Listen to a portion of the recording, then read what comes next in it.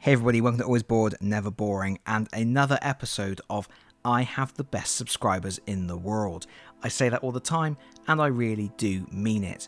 Recently on the channel, I did a playthrough of Space Crusade, which is one of my favourite games of all time, but to mix things up a bit, I played with a squad of Terminators using rules from an issue of White Dwarf magazine. It was a lot of fun, and if you haven't checked out the video, please consider doing so. If I remember, I'll put a link to it in the video description below. But anyway, for that playthrough, I used Terminators that came with my 3rd edition copy of Space Hulk. That was absolutely fine, but those 3rd edition miniatures are quite big and bulky. So really, you are better off using some of the old Terminators from the late 80s, early 90s. Shortly after making that video, Phil Deavy contacted me and said he might have some Space Hulk Terminators from the 1st and 2nd edition that he would be willing to send to me. And that is exactly what he did. So in this particular video, we're going to look at some of the original Terminators from the 1989 edition of Space Hulk, and then we're going to compare them to the Terminators from the 2nd edition and the 3rd edition, and we will put to rest once and for all which miniatures are the best.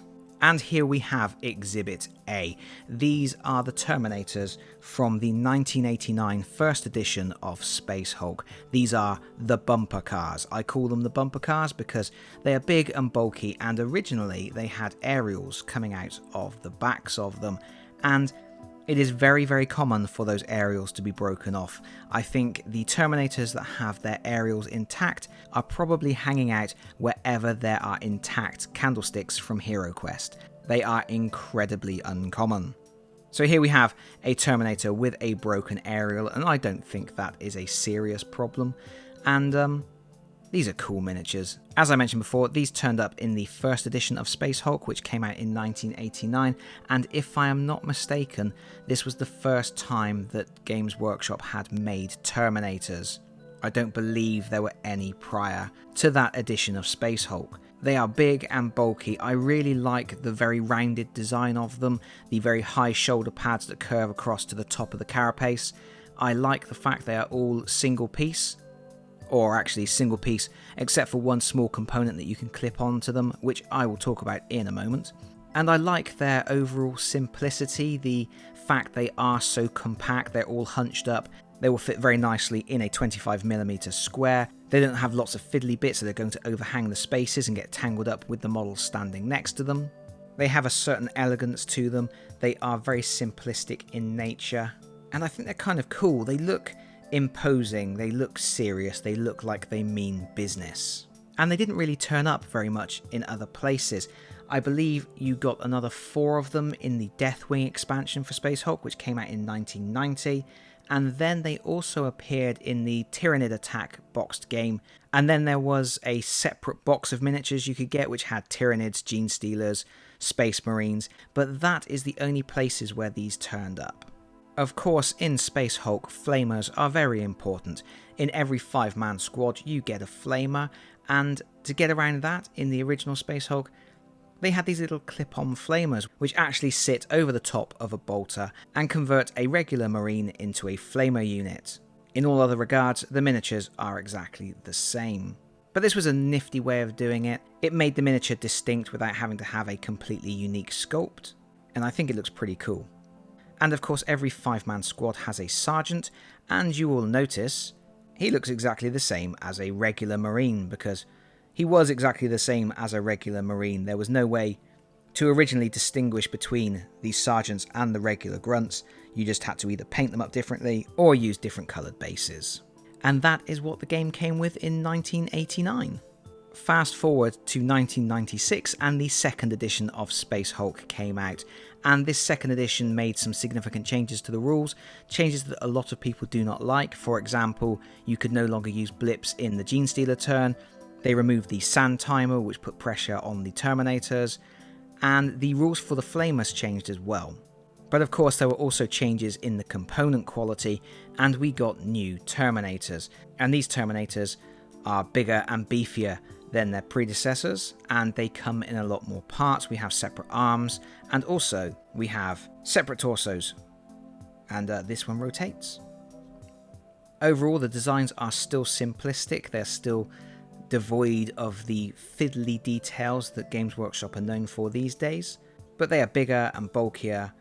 They look intimidating in a slightly different way to the original bumper cars, but they are obviously a lot more like the Terminators we know and love today. And of course, because the arms are now separate to the main body of the Marine, it is possible to sculpt different limbs, and that is how we are able to have a flamer unit with a big chunky flamer like this, which looks a little bit more impressive, a little bit more intimidating than the 1989 edition. And now the Sergeants also get some love. They have different torsos with different heads, with different detailing on them. They have different detailing on their waists, and also they get to have a power sword. These particular miniatures also had a small hole in the back where you could affix a banner so that your Sergeant could have a banner pole on his back. I do not have a banner pole, and to be honest, I wouldn't use it anyway.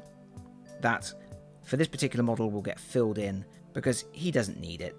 As an additional bonus, I just wanted to show you this little conversion that Phil threw in with the rest of the Marines. We have a Sergeant, a Space Hulk Sergeant, with some metal attachments. He's got a metal cyclone launcher.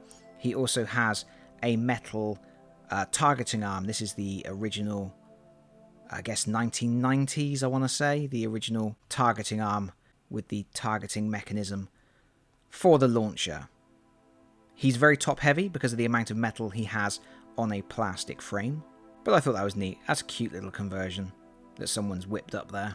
We then have a significant period with no Space Hulk, but we jump forward in time to 2009 when the 3rd edition came out, and we get a complete revision of the types of miniatures we get. Now every single miniature in the Terminator squad is unique, and this is one example of a regular grunt with a Stormbolter and Power Fist, and we can see now that we have lots of extra fiddly details. We have much more dynamic posing. We no longer have the round bases, we have special sculpted bases, and these are much bigger, much chunkier, much more in line with the type of Terminators we get today, and they are very busy. I think this is the first time that Games Workshop really showed off how much detailing they could put on their miniatures. There are so many extra little chains and seals, and they're all blowing around in the wind. They're not just statically hanging down.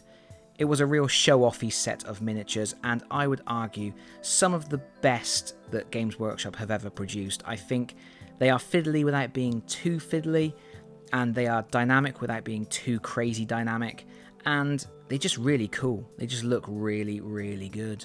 Here's our heavy flamer from 2009, and he has a lot of parchment hanging off of him.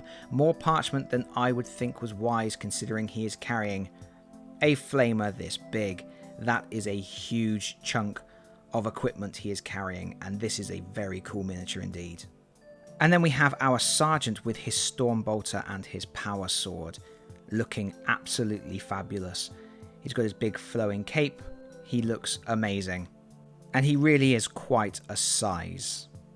If we compare him to his older sibling, we can see he is much chunkier, much taller.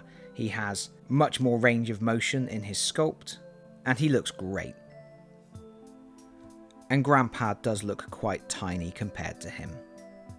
And there we have it, 3 different sets of Terminators from 3 different editions of the game. Of course, there was a 4th edition of Space Hulk in 2014, but it reused all of the sculpts from the 2009 edition, so there was no change there.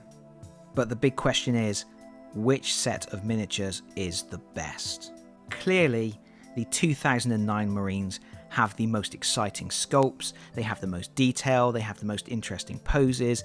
Every single one has their own little narrative to tell. There are some that are looking at their auspexes, there's some that are ripping up the floor, there are some that are taking aim, some that are reloading their guns. There is so much story to tell in every single one of those sculpts, and that's one of the reasons why I rate them as some of Games Workshop's best miniatures ever.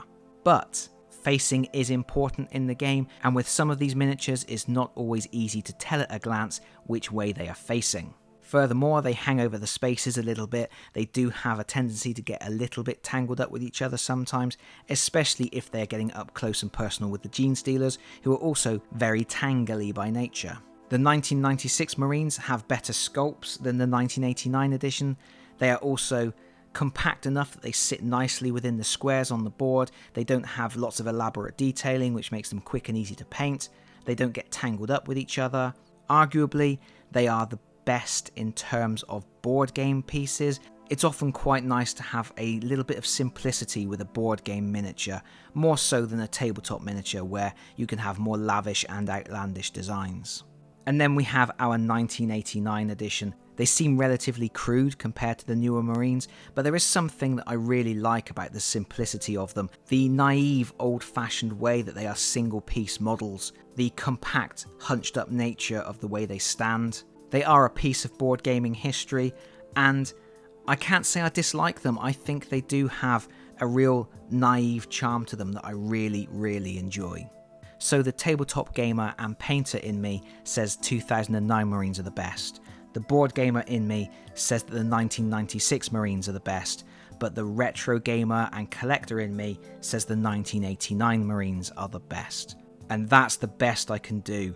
They're all the best. They're from one of the best games ever made. They are glorious. And I am so happy to have some of these old miniatures in my collection. They will be going into a stockpile for when I finally get my hands on a copy of Advanced Space Crusade, which will be another project for another time. But that's it from me for now.